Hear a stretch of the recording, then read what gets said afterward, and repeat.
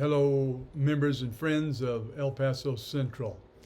Last Sabbath, I preached a sermon on Jonah chapter 2 and used an illustration of a Dr. Mary Neal that was a near-death experience. Some thought that it would be good that I give a little better explanation as to our understanding of life after death and how this story might relate to our experience.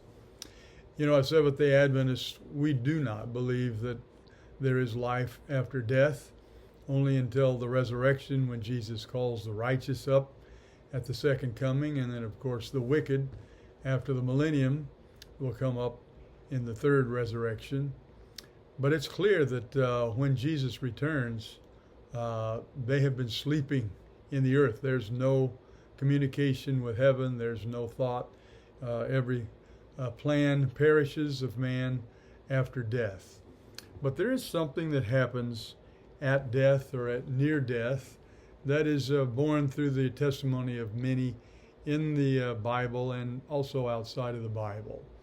I really believe that the Jonah story, and especially chapter 2, bears out the idea that Jonah may have actually died.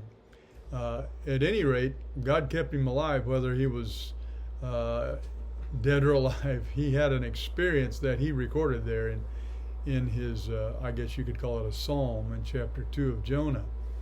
But Apostle Paul, Ellen White, Dr. Mary Neal, and others have had very similar stories to what Jonah experienced in chapter 2, and therefore I want to give you an example. First, it's important to show in chapter 2 of Jonah that he was actually using words as if he had died. In chapter 2, verse 2, it says, "Out of the belly of Sheol I cried." That's another word for hell, the place of the dead, as the Bible explains. And as he was thinking back on that experience, he said there in chapter 2, verse 6, "The earth with its bars closed behind me forever." It was like he was locked in, kind of like Jesus. He died, and Ellen White describes it.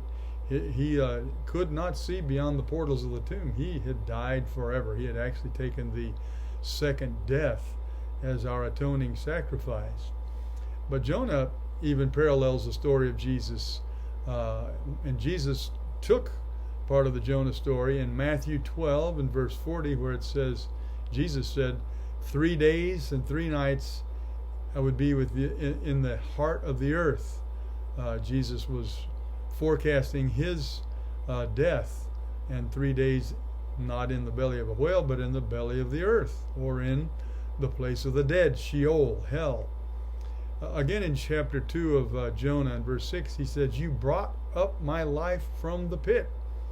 Now remember, the pit is where we see in Revelation, I think it's 21, where it's actually chapter 20, where Satan comes from the pit, and that's the place of the dead after the millennium. But second point I'd like to say is that the Apostle Paul describes something very similar, and you need to read it for yourself. 2 Corinthians chapter 12, the first 10 verses. Paul says he called it a vision or a revelation, didn't know what it was exactly. He didn't know if he was in the body or out of the body. And all that he knew was that he visited the third heaven, what he called paradise, and heard inexpressible words.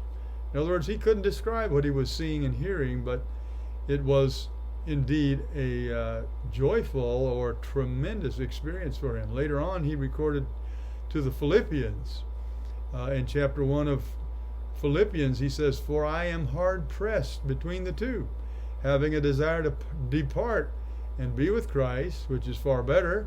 Nevertheless, to remain in the flesh is more needful for you." And you recall the story of Dr. Neal. She had to make that decision, whether she was going to go on into what we would call as Adventist death, but what she was describing as life in paradise. Ellen White has another illustration. Her youngest son, W.C. White, Willie White, recalled, and I'll leave the reference for you to read later. He said, "Many times I've been present when she, his mother, was thus envisioned. I will mention only the first and the last that I remember. The first one I witnessed as a little boy in the meeting house at Roosevelt, New York. Father, that would have been a James, had given a short talk. Mother had given a short talk. Father prayed. Mother prayed. And as she was praying, I heard that shout, "Glory!" There's nothing like it. That musical, deep shout of glory. She fell backward. My father put his arm under her.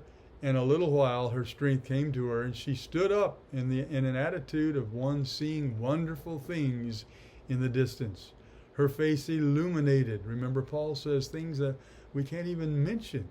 She would speak with that musical voice, making short comments upon what she was seeing. Then as she saw the darkness in the world, there were sad expressions as she spoke of what she saw. Remember Dr. Neal, when she had to decide to come back, there was a checklist of terrible things she was going to face, especially the death of her son, who was 9 years old at the time, would die as a teenager. So Paul had to make this decision also. Ellen White described it as very dark as she was coming back to this world. There were sad expressions as she spoke of what she saw. This continued 10 or 15 minutes. She caught her breath, breathed deeply several times, and then after a little season of rest, probably 5 or 10 minutes, during which time Father spoke to the people, she arose and related to the congregation some of the things that had been presented to her. So that's Willie White's experience of his mother going out of the body, so to speak. And she absolutely had no breath. It was determined and recorded by many professional people that she had no breath. Just like Dr. Mary Neal especially described, she wasn't breathing for those 30 minutes she was underwater. But when Ellen White says she fell back, and in a little while her strength came back, she was in an altered state of mind. God was in control, just like when Jonah was either dead in that fish, or he was out of his body, or out of that situation directly. He was expressing what he was going through. She was not breathing, as I just described. Again, this explanation of returning to this present world, like Paul, like Dr. Neal, and like Ellen White said, it was difficult and dark. Actually, in another place, Ellen White said, dark, dark, dark, as she would come out of visions and see the earth that she was returning to. And she expressed later, I would have longed to be with the Lord, but it was her responsibility to return back. My own grandmother, my father's mother, my grandmother, mentioned, I mentioned it in the sermon, but she experienced a near-death experience when she had a negative response to a medication. She explained the bright, beautiful, alluring attraction to life beyond her dying, and she didn't believe that we live after we die. But this was her experience. I was attracted to this opportunity. And for Adventists, it's just a matter of timing. It's not an idea that when we die, we go immediately to be with the Lord. But the very next thought that we have after we have been dead will be that we are with the Lord. So it's just a matter of timing. Adventists see it in a longer time. Others see it as immediately, which is a false teaching, and we know that Satan can get in there through Hinduism, and Buddhism has taught this life after death idea that does go into spiritualism. So we do want to keep completely away from that false teaching. Another example in the Bible would be Lazarus. Lazarus in John 11 died. He was actually stinking. He was putrefying. And when Jesus steps in, miracles happen. He doesn't record in Scripture anything that he saw or heard during his time of death, but Jesus says, I am the resurrection and the life, just like he will at the second coming. And Lazarus raised to life. And many have come to death's door And for some reason, God has allowed them to live again, just like Paul, just like Ellen White, just like Jonah, just like Dr. Neal.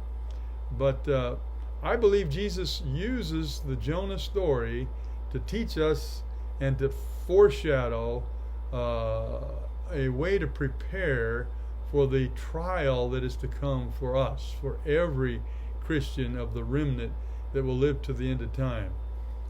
Jesus says Jonah was in the belly of the earth for 3 days. He was in the belly of the earth for 3 days. It's going to be as if we have gone through a trial of fire, a trial of death. Actually, Jesus says, don't worry what you're going to say when that time comes, when everyone's going to turn against you. They're going to turn you into the authorities. God will speak for you, and God will bring you through that. Hosea, who was a contemporary with Jonah, said this, O death, I will be thy death. O hell, I will be thy bite. That's talking of none other than Jesus, who takes the sting out of death, that removes the dread of the end of our life. Just like Dr. Mary Neal, she came to the end of her life, 30 minutes under that driving waterfall. God gave her an end time experience, just like you and I are going to have an end time experience, and God is going to take us and allow us to embrace the love of God in the midst of the worst trial. So in conclusion, I'd like to say the story of Jonah is a miraculous prophetic event that God gave to this prophet to help us at the end of time, with the expectation that we will face one day our end of time. And it is to assure us that God is with us even in the hellish trials that we must face. Thirdly, I would like to say Jonah was written for us to prepare us to meet our great end time test, which we're surely all going to face. And we will be able to choose life because God is with us. He will assure us of his love, and he will never leave us or protect us, even though we may feel swallowed by the circumstance, like Jonah was literally swallowed by the fish. So friends, I hope this will help us embrace the story of Jonah, and especially chapter 2 that seems to have some confusion about how he lived through that event and lived to tell the story.